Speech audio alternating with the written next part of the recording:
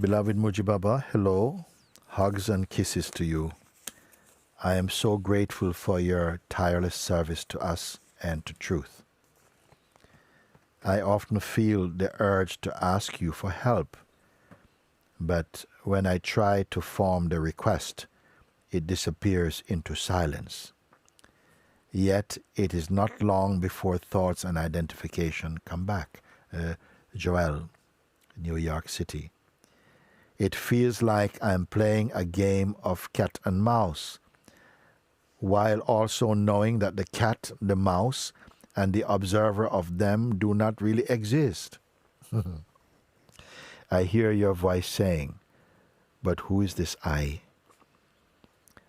I have been with you for some years now, yet the bridge between Maya and freedom still seems to be extending and extending. Can you help me? I don't know how to ask for help without using I, yet I is the problem. With so much love, Joel. Thank you, Joel.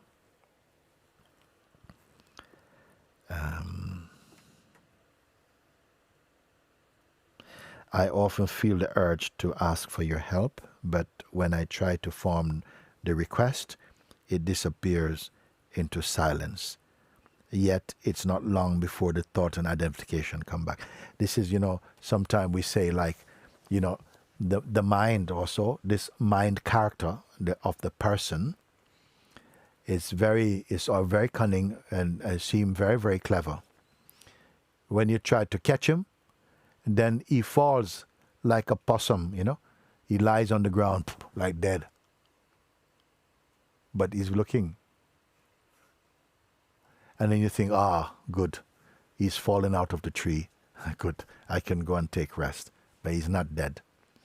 The mind also, you say, sorry dear, it's okay, leave that. It says, but when I try to form the request, it just disappears into silence.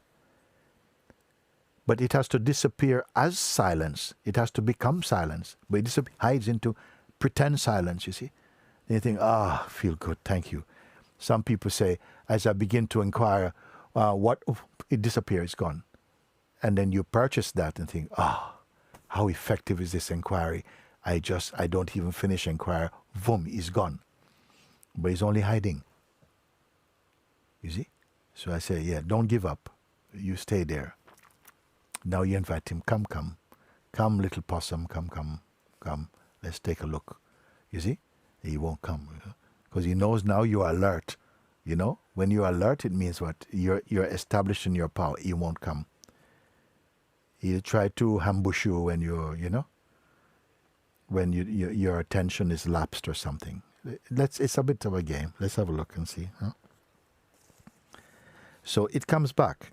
It feels like I'm playing a game of cat and mouse, while also knowing that the cat, the mouse, and the observer of them do not really exist. Why is that not enough, Joel? If you know that they don't exist, why is that not enough? I think that's my question. I can tell you, because the admission, I know they don't exist also, is still a form of I.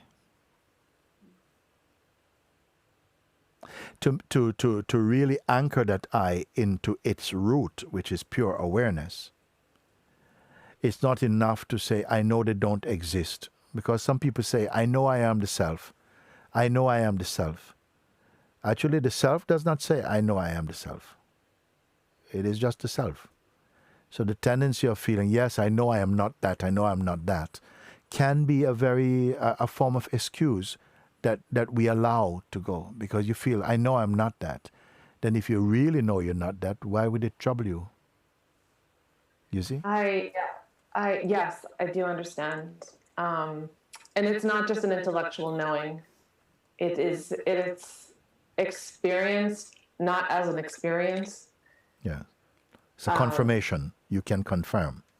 Yes. Yes. Then hold it. Let me read what you say after that then. So it feels like I'm playing a game of cat and mouse, while also knowing that the cat, the mouse, and the observer, so you're really scooped completely back, the observer of them, which means the one who actually is suffering from the game also, do not really exist. I hear your voice saying, but who is this I who says, I know they don't exist?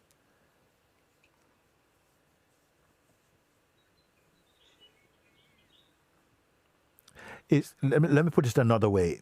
Is not even the very admission that I know they don't exist is also perceivable. Isn't it? Let's try another way. Let's go another way. You know? Rather than saying, who is saying it, let's put it like that. It is also perceived that, the admission, but I know I am not that. I know that these characters don't exist. This I formerly had so much venom, had so much conviction, had so much identity and support to the identity. But now it is clearly seen that's not true. That I is not real. Why does it keep happening? Why does it keep coming back? Why does it keep coming back? Coming back for who? Just slowly. For who they come back? For the self? No. Mm-mm. So what is the coming back? What is affected by the coming back of them? Because, of course, in your natural state, these things may come. No, they do come up because the body mind, as long as the body is there, consciousness is there, the vital force is there, the potential for some thought activity, even for some personal sense of identity, will arise and may arise. So that's not the sin. That's not a mistake. Where do we go from there? What happens from there? Quickly, they are seen and quickly discarded. Discarded doesn't mean like, oh, shush, get away, sweep out the house. No, not fear. Wisdom. You see? Or you use them to see on what is their strength based. Now I'm looking at the full screen of everyone. Don't you see? Now if they seem to persist, even though you have the conviction, they are not true, it's not real. Then if they are not real, if you can imagine Sri Ramana Maharishi or Sri Nisargadatta Maharaj or any being you considered to be free, would they be disturbed by the coming back of these things? No. And does it mean that they don't come at all? They may come, and please listen now because it's very important what I feel I'm going to say now. They may come. The power is not in their coming, but how seriously they are taken. You follow? You can't stop anyone coming at your door and knocking. Bang, bang, bang. You see? But if it means every time someone opens your door, especially if you live in a very bad neighborhood, and somebody opened the door, you go, hello, but you have learned to say, no, let me just check and see. And then you say, okay, no, not to that. So not everything that comes into the space of awareness, it is good to see that even if they come, use them as an opportunity to sharpen your discernment, to look and to, rather than say no, no, no, no. Because if you say no, no, no, no, it can have some touch of fear in that. Do you see or not like that? But if you look at it and you have confidence in your discerning ability, you can look at it. Looking at it is not a temptation. Examining it is strengthening your discerning capacity. So when you look and you say, yes, okay. When I ask, you say here, you see that the cat, the mouse, and the observer, or the one who is involved in them, they don't exist. I hear your voice saying, but who is this I? Now, I've been with you for some years now, yet the bridge between Maya and freedom still seems to be extending and extending. Now, what is it that's able to see the polarities or you say the gap, the bridge between Maya and freedom, immediately freedom becomes a kind of place, a kind of position. You see? Please listen. You see, the bridge between Maya and freedom seems to be extending. Okay? Who is watching this extension? So, this idea, the bridge between Maya and freedom is extending, are all thoughts. If you follow that thought, you'll be enmeshed in all kind of techniques to try and squeeze the bridges together. And if I tell you there's no bridge, if I say to you, all of you, but what bridge? The bridge is the mind.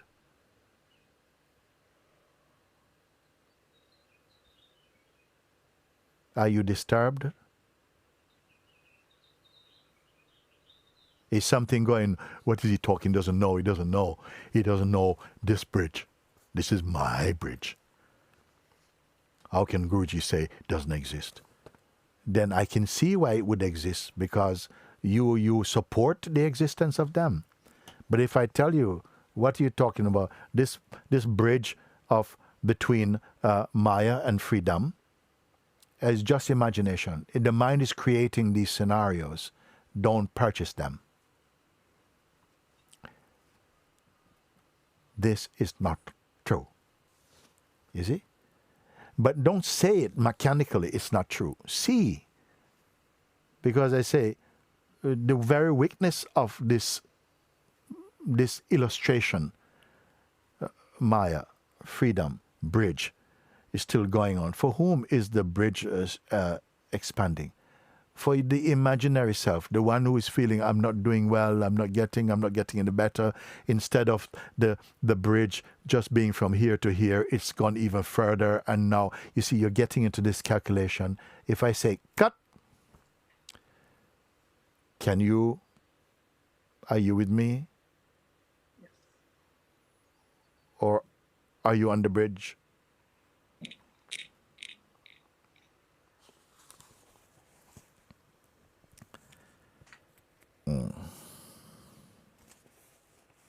Can you help me? I don't know how to ask for help without using I, and yet I is the problem, you see?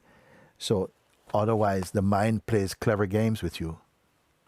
Because now I say, in this scenario, in this play, in your play, in you, even this I now become polluted.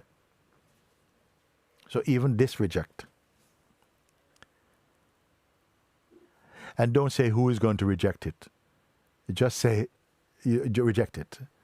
And what remain now?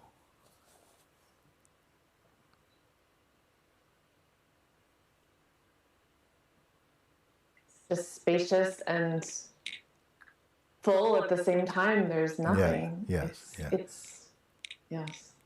So, did I teach you a trick? No. Thank you. It is this level of earnestness, that will come, because mind can also play the game of awakening. It can also play, but this, and we hear it, I'm not this, I'm not that, I'm not this, I'm not that. And yet, the smell is not good, because there's still an I who is saying, yes, I'm not this, I'm not that, when I gave up searching, and, now I don't, there's not a God, there's no self, there's no awareness, there's you. No, there's no me. Like this. This is foolishness we hear, no? Because the genuine seeker, they can experience what you are experiencing also. But it's just that it needed to be clarified. Because subtly, the I was still there. It is said that there's a story of one man who didn't like his shadow. He didn't like his shadow. So every time he saw his shadow, he's trying to get rid of the shadow. Try to get rid of the shadow. So what he did was he never went out in the day, because he went out in the day, he couldn't, the shadow was always sun, shadow, light, shadow. He only go out in night. But one day he had to go out in the day, and he was walking a funny way, trying to hide behind the trees and so on to escape the sunlight. Then one man told him, but all you have to do, is you walk with the sun in front of you. Then the shadow will be behind you. You don't turn around. So he tried that after a while.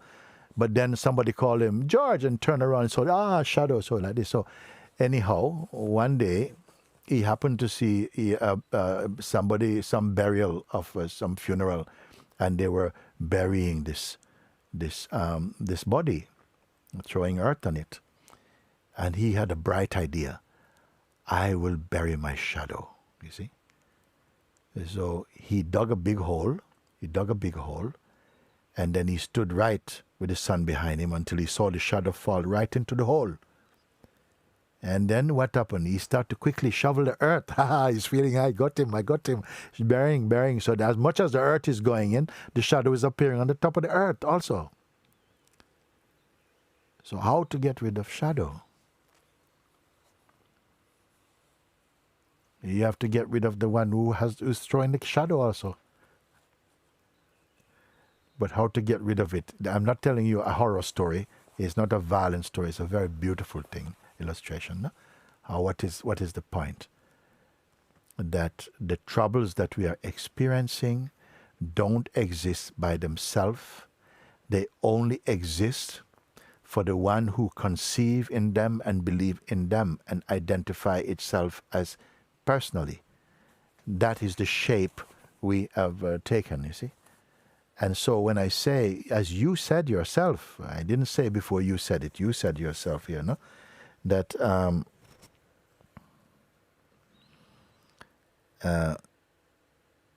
I feel like I'm playing a game of cat and mouse, while also knowing that the cat, the mouse, and the observer of them do not really exist.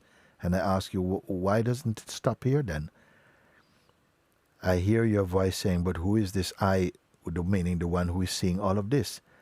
Then you say again, I have been with you for some years now, yet the bridge between Maya and freedom still seems to be extending and extending. Is that true now? No.